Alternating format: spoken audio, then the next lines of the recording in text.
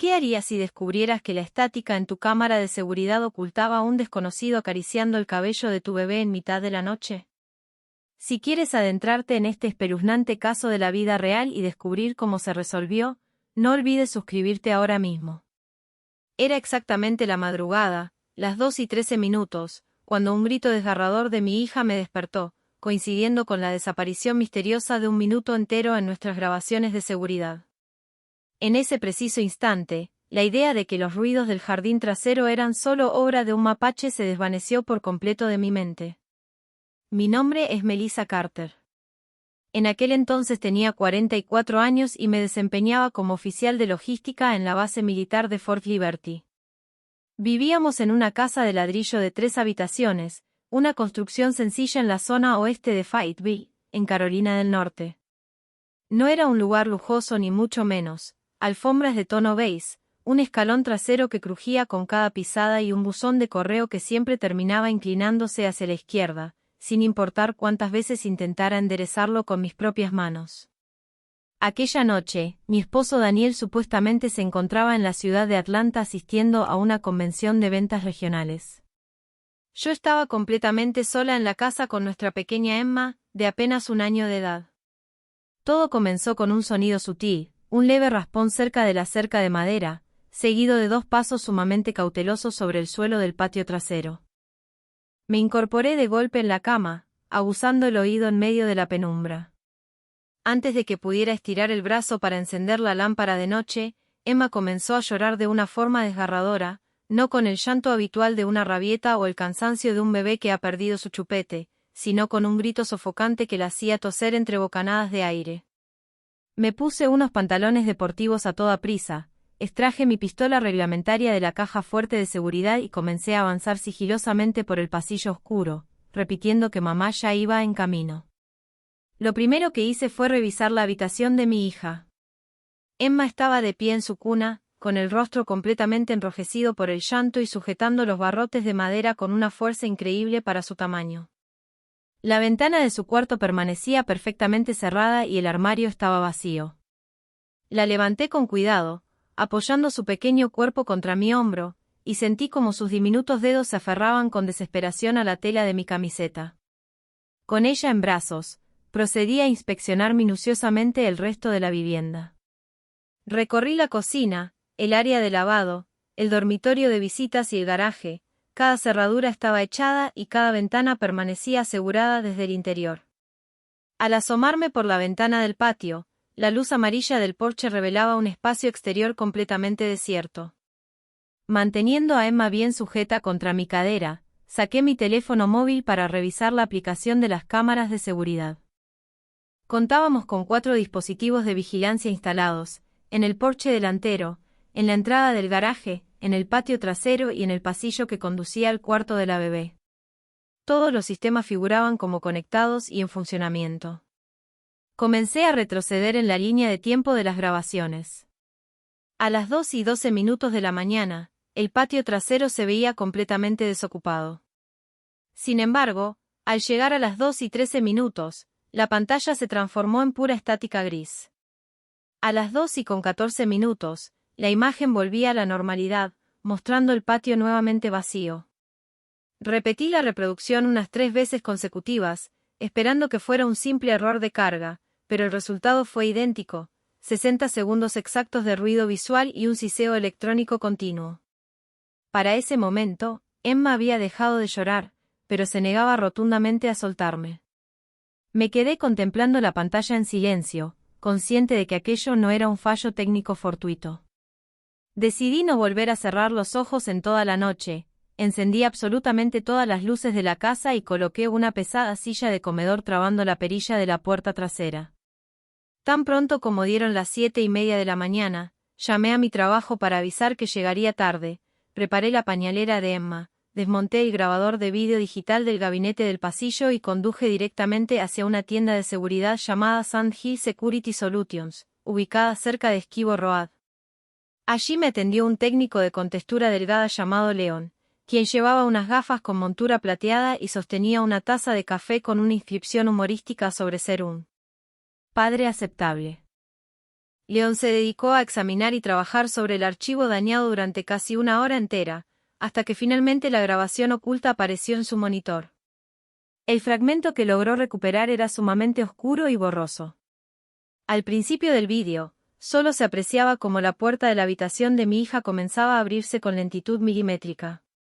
Segundos después, la silueta de un hombro cruzaba el marco de la puerta. Aquella persona se detuvo justo al lado de la cuna de Emma, lo suficiente como para rozar el móvil colgante de lunas y estrellas, haciéndolo girar lentamente en el aire. Leon se inclinó de inmediato hacia la pantalla, congelando el movimiento del ratón mientras todo el color desaparecía de su rostro. Con un hilo de voz apenas audible, me miró y me ordenó que tomara a mi hija y saliera de ese lugar de inmediato. Me acerqué para observar la pantalla por mí misma y el corazón se me paralizó. Alguien había estado dentro del cuarto de Emma, y lo más aterrador de todo era que esa persona tenía una llave de mi propia casa. No lograba recordar el trayecto en auto desde la tienda de seguridad. En un instante me encontraba junto a Leon contemplando fijamente aquella escalofriante imagen congelada, y al siguiente ya estaba en el estacionamiento abrochando a Emma en su silla de seguridad con unas manos que me temblaban tanto que necesité 2 intentos para lograrlo. Aunque la calidad de la grabación no era perfecta y las facciones del intruso permanecían ocultas bajo las sombras, un detalle resultaba innegable: alguien se había introducido en el santuario de mi pequeña sin necesidad de forzar una cerradura o romper un cristal. Sencillamente había entrado caminando. Me detuve a un costado de un supermercado local y marqué de inmediato el número de emergencias. Aproximadamente 20 minutos después, 2 agentes de la oficina del sheriff del condado de Cumberland se presentaron en mi domicilio. El oficial de mayor experiencia, el ayudante Harris, era un hombre maduro y sumamente educado, acompañado por un compañero bastante más joven. Ambos observaron la grabación recuperada en 2 ocasiones. Harris admitió que la situación era sumamente alarmante, pero señaló que, debido al daño en el archivo, era imposible realizar una identificación concluyente del sospechoso. Sintiéndome desamparada, le pregunté si eso significaba que debía quedarme de brazos cruzados sabiendo que un extraño había estado junto a la cuna de mi bebé. El oficial suspiró y me explicó que redactarían un informe formal, incrementarían las patrullas de vigilancia por la zona y enviarían a un equipo de criminalística para buscar huellas dactilares en los accesos. Sin embargo, me advirtió que lo más probable era que no hallaran nada útil, dado que el intruso había empleado una llave para ingresar.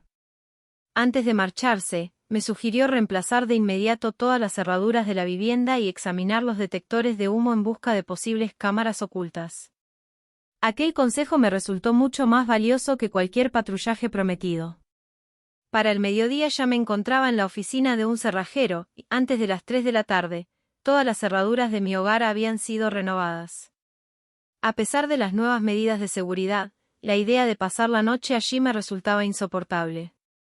Preparé una maleta con pertenencias básicas para Emma y para mí, y conduje durante 1 hora hacia el norte, rumbo a la residencia de mi hermana mayor, Rachel, en la ciudad de Raleigh. Rachel me recibió con un fuerte abrazo en el porche de su entrada, señalando mi evidente estado de agotamiento físico y mental. No tuve que darle demasiadas explicaciones en ese momento, simplemente me abrió las puertas de su hogar. Esa misma noche, después de lograr que Emma conciliara el sueño en una cuna portátil, decidí llamar a Daniel. Atendió casi al instante. Le comuniqué de inmediato que alguien se había metido en nuestra casa la noche anterior. Se produjo un silencio tenso al otro lado de la línea, seguido de una pregunta seca inquiriendo si nos encontrábamos bien. Le respondí que físicamente sí, y procedí a relatarle detalladamente cada suceso, los ruidos sospechosos, el llanto desesperado de Emma, el minuto de grabación saboteado y el perturbador descubrimiento en la tienda de seguridad. Al finalizar mi relato, Daniel guardó silencio por un largo momento antes de formular una pregunta que me dejó desconcertada. Me preguntó si realmente se podía ver a alguien en la filmación, o si cabía la posibilidad de que todo se debiera simplemente a un archivo digital corrupto. Me quedé mirando el teléfono con incredulidad. En ningún momento de la conversación mostró preocupación por el bienestar de nuestra hija, ni preguntó si el intruso la había tocado. Su único interés parecía radicar en saber con exactitud qué era lo que se alcanzaba a distinguir en la cinta de vídeo. Al colgar el teléfono, Esa inquietud comenzó a dar vueltas en mi cabeza. A la mañana siguiente, mientras Rachel preparaba el desayuno para Emma, me senté a la mesa con una libreta amarilla para analizar la situación de manera lógica.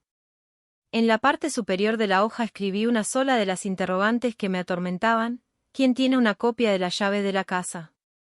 Comencé a listar cada nombre posible. Además de Daniel y de mí, figuraba Linda Carter, la madre de mi esposo, y un nombre más que me hizo dudar: Rick Lawson. Rick era un contratista jubilado y un amigo muy cercano de la familia de Daniel desde hacía años. Él se había encargado personalmente de la remodelación del cuarto de Emma antes de su nacimiento, pasando casi 3 semanas trabajando en nuestra vivienda. Recordé perfectamente haberle entregado una copia de las llaves para que pudiera ingresar mientras yo me encontraba cumpliendo funciones en la base militar, pero no lograba recordar si alguna vez me la había devuelto. Esa misma tarde, mientras ayudaba a mi hermana a doblar la ropa limpia, mi teléfono móvil vibró con una notificación de movimiento proveniente de la cámara de mi porche delantero.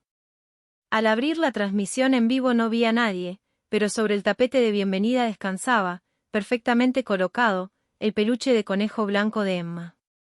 Estaba completamente segura de haber guardado ese juguete en nuestro equipaje antes de salir de casa. Quienquiera que fuese, quería dejarme claro que había regresado. Aquel conejo de peluche no permaneció en el porche ni 5 minutos antes de que volviera a comunicarme con las autoridades. Un oficial acudió al lugar para fotografiar el objeto y resguardarlo en una bolsa de evidencia para el análisis de huellas dactilares. Desafortunadamente, los resultados no arrojaron nada concluyente, solo se identificaron las marcas de Emma, las mías y algunos fragmentos de huellas parciales que resultaban imposibles de cotejar. El sospechoso evidentemente se había cuidado de usar guantes o de manipular el juguete con extremo recelo. No dejaba de dar vueltas a una pregunta fundamental: ¿cómo era posible que alguien entrara a mi hogar de esa manera sin llevarse un solo objeto de valor? No se habían tocado las joyas, el televisor permanecía intacto y ningún cajón de la cocina había sido registrado. El intruso únicamente se había dirigido al cuarto de mi hija para luego marcharse. 2 días después, decidí regresar sola a Fayetteville mientras Rachel cuidaba de Emma. Por primera vez en toda mi trayectoria militar, sentí un profundo temor al ingresar a una edificación. Mi propia vivienda se sentía como un territorio completamente hostil y desconocido. Estacioné el auto en la entrada y me quedé allí sentada, observando el buzón inclinado hacia la izquierda y a mi vecina, la señora Reynolds, regando sus plantas de manera habitual.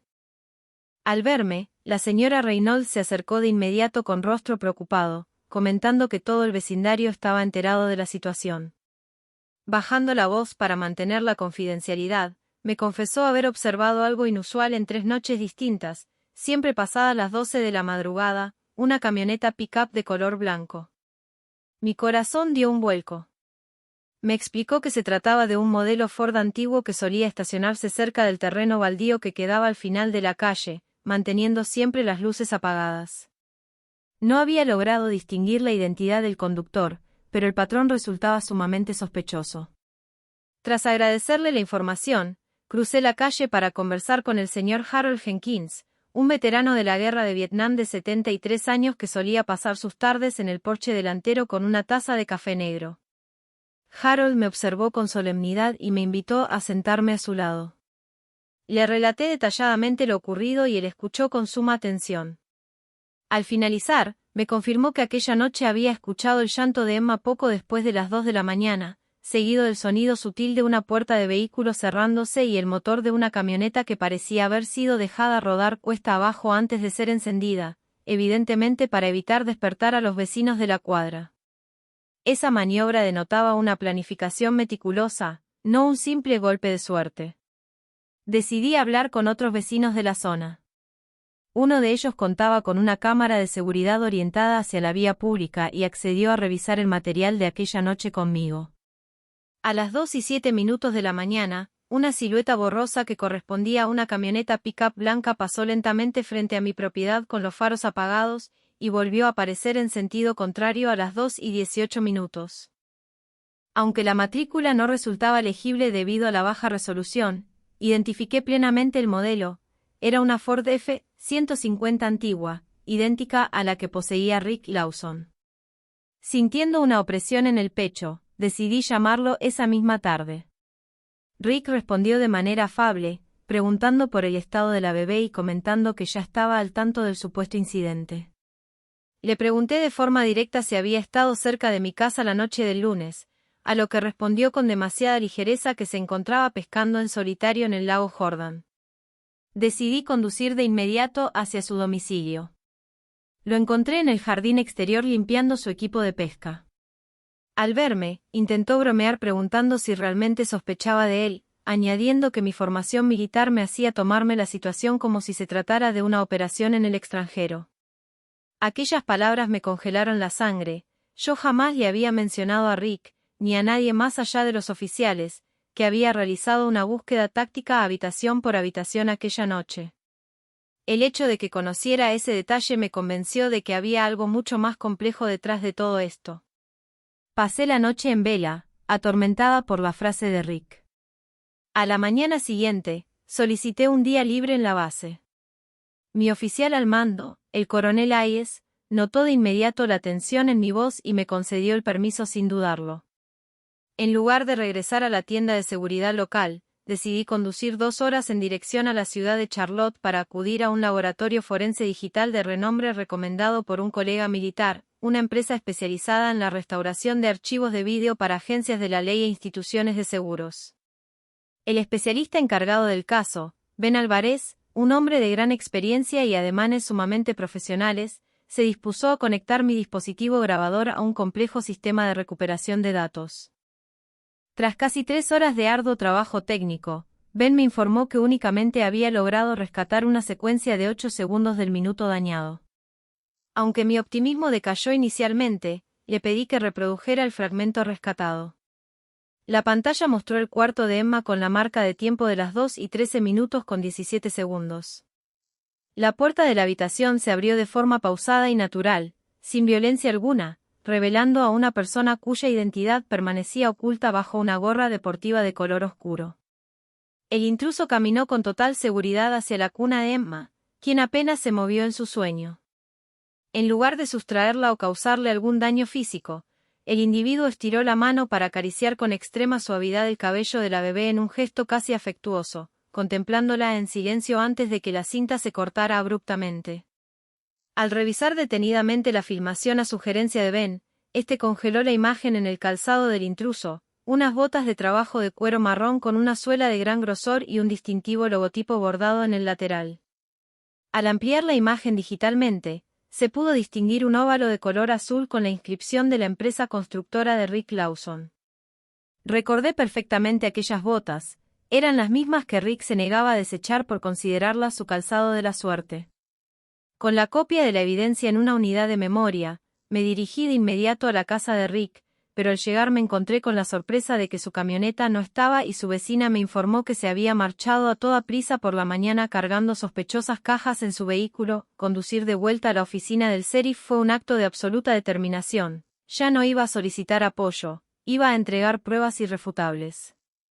Me reuní con la detective Sarah Collins, una oficial sumamente práctica y meticulosa.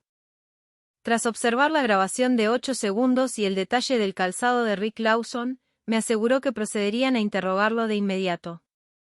Sin embargo, 2 días después, la detective me citó en su oficina para mostrarme una serie de fotografías de seguridad de una estación de servicio y recibos bancarios que ubicaban a Rick en la localidad de Sanford a la 1:58 de esa misma madrugada, y todavía permanecía allí a las 2:19.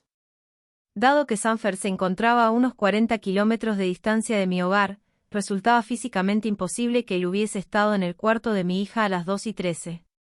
Me quedé sin palabras, comprendiendo que el calzado de la empresa constructora había sido empleado deliberadamente por otra persona para desviar la atención y crear un sospechoso perfecto que encajara en la investigación. El propio Rick me llamó poco después para confirmar que había sido exonerado, lamentando que alguien lo hubiera utilizado como chivo expiatorio para infundirme terror. La revelación de que el verdadero culpable era alguien sumamente astuto y conocedor de técnicas de investigación me mantuvo en un estado de alerta constante. A la mañana siguiente, Daniel se comunicó conmigo desde Atlanta insistiendo de manera inusual en la necesidad imperiosa de poner nuestra casa en venta de forma inmediata, argumentando que yo jamás volvería a sentirme segura en esa propiedad. Aquella insistencia tan repentina me resultó sumamente extraña en él, quien siempre se tomaba semanas enteras de deliberación para realizar cualquier adquisición sencilla. Decidí regresar a la vivienda únicamente para retirar algunas pertenencias esenciales de Emma al adentrarme en el cuarto de mi hija en medio del silencio absoluto de las habitaciones vacías. Un sutil sonido rítmico llamó poderosamente mi atención. Un leve clic proveniente del interior de la rejilla de ventilación situada sobre el cambiador de pañales. Utilizando un destornillador del garaje, retiré la rejilla y encontré un dispositivo electrónico de dimensiones reducidas adherido firmemente al conducto, una microcámara que continuaba registrando imágenes en tiempo real. Alguien nos había estado observando meticulosamente desde el interior de nuestro propio hogar. Resguardé el dispositivo en una bolsa de evidencia y solicité la presencia inmediata de la detective Collins. Tras una minuciosa inspección de toda la propiedad por parte de los peritos criminalísticos, se determinó que afortunadamente no existían más cámaras ocultas instaladas. 3 días después, la detective me citó para revelarme que habían logrado rastrear el origen del dispositivo y dar con el instalador, un electricista llamado Kevin Moore, quien había trabajado bajo las órdenes de Rick Lawson durante las remodelaciones del cuarto de Emma. Kevin había sido despedido meses atrás por el robo de herramientas y contaba con antecedentes penales por allanamientos de moradas sumamente inusuales. Ingresaba a propiedades habitadas pero no sustraía ningún objeto de valor. Simplemente permanecía en el interior observando la vida cotidiana de las personas para experimentar una enfermiza sensación de control sobre ellas.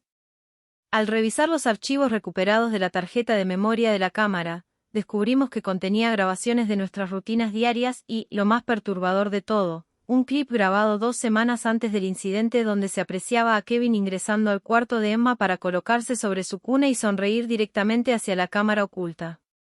Aquel descubrimiento transformó mi temor en una profunda determinación de justicia. La oficina del sheriff. Un clip grabado 2 semanas antes del incidente donde se apreciaba a Kevin ingresando al cuarto de Emma para colocarse sobre su cuna y sonreír directamente hacia la cámara oculta. Aquel descubrimiento transformó mi temor en una profunda determinación de justicia. La oficina del sheriff, en coordinación con las fuerzas policiales locales y analistas de comportamiento del FBI, determinó que Kevin Moore continuaba oculto en la zona y que yo no era su única víctima. Se identificaron otras 3 viviendas con dispositivos similares instalados por él durante trabajos de remodelación. Decidimos estructurar una operación encubierta para capturarlo en el acto. El plan consistía en simular que mi hermana Rachel y Emma regresaban a vivir conmigo para proyectar una falsa sensación de normalidad. Sin embargo, al caer la noche, ambas abandonarían la vivienda de forma segura y colocaríamos un muñeco hiperrealista de entrenamiento infantil en la cuna de la bebé, equipado con sistemas de vigilancia térmica y oficiales encubiertos apostados en las inmediaciones. A pesar de los riesgos iniciales planteados por la detective Collins, insistí firmemente en permanecer en el interior de la vivienda durante la operación, dado que mi ausencia resultaría sumamente sospechosa para un observador tan meticuloso como Kevin. La noche programada para la operación, el silencio en la casa era casi absoluto. Me encontraba sentada en la penumbra de la sala de estar portando mi armamento reglamentario pero con la instrucción estricta de no intervenir de manera directa. A las 2:11 de la madrugada, una alerta de movimiento en el patio trasero se activó en mi teléfono. Segundos después, se escuchó el sutil giro de la cerradura de la puerta de servicio. Kevin había empleado la copia de la llave para ingresar sin menor dificultad. El sospechoso avanzó lentamente por el pasillo vistiendo prendas oscuras y sus características botas de trabajo, dirigiéndose de forma directa hacia el cuarto de la bebé. A través de los monitores de vigilancia, observamos cómo se aproximaba a la cuna, contemplando al muñeco bajo la manta, pronunciaba unas aterradoras palabras de supuesto amparo, evidenciando un grave delirio psicológico en el que se percibía a sí mismo como el protector de la pequeña frente a una supuesta desatención de mi parte. En ese preciso instante, la detective Collins dio la señal de intervención y los equipos tácticos irrumpieron con absoluta precisión desde el armario y las ventanas de la habitación, reduciendo a Kevin Moore contra el suelo en cuestión de segundos. El sujeto mostraba una genuina confusión durante su arresto, alegando que solo intentaba proteger a la menor. Al salir al exterior de la vivienda en medio de las luces de emergencia y el asombro de los vecinos del vecindario, Kevin me miró fijamente desde el interior de la patrulla para recriminarme mi labor como madre debido a mis ausencias profesionales. Le sostuve la mirada con total entereza, consciente de que finalmente el peligro se había disipado de nuestras vidas de una vez por todas. La detención de Kevin Moore destapó un historial delictivo de proporciones insospechadas, sumando decenas de testimonios de familias de la región que finalmente encontraban una explicación lógica a extraños sucesos ocurridos en sus hogares a lo largo de los últimos 6 años. Durante el juicio celebrado en el Tribunal del Condado, decidí testificar vistiendo mis prendas civiles para enfatizar mi rol exclusivo de madre protectora. Tras la reproducción de las evidencias forenses rescatadas del vídeo y la presentación de los testimonios de las víctimas afectadas, el jurado dictó un veredicto de culpabilidad unánime en todos los cargos imputados. Al concluir el proceso legal, Leon se acercó para felicitarme por haber confiado firmemente en mis corazonadas cuando muchos otros habrían optado por ignorar las señales de peligro. A pesar de las sugerencias iniciales de mudanza, decidí permanecer en la propiedad junto a mi familia, negándome rotundamente a permitir que el miedo dictara el rumbo de nuestras vidas. Realizamos una renovación estética integral en la habitación de Emma, reemplazando tonalidades y mobiliario para desvincular el espacio de cualquier recuerdo del incidente. Daniel y yo logramos reconstruir nuestra confianza mutua mediante largas conversaciones honestas en nuestro porche trasero, aprendiendo a valorar de manera absoluta nuestras respectivas intuiciones de seguridad. Hoy en día, Emma crece felizmente sin memoria alguna de aquellos acontecimientos, disfrutando de un hogar verdaderamente seguro. Esta experiencia me enseñó que la verdadera fortaleza radica en no permitir que las adversidades definan nuestra existencia y en proteger siempre con absoluta determinación a los seres que más amamos en esta vida. Si esta impactante historia te ha inspirado a confiar siempre en tus corazonadas y a mantenerte alerta para proteger a tu familia, te invitamos a dejarnos un me gusta, suscribirte al canal si aún no lo has hecho, y compartir tu opinión en la sección de comentarios. No te pierdas nuestros próximos vídeos con más relatos de suspenso e intriga de la vida real. Hasta la próxima y mantente a salvo.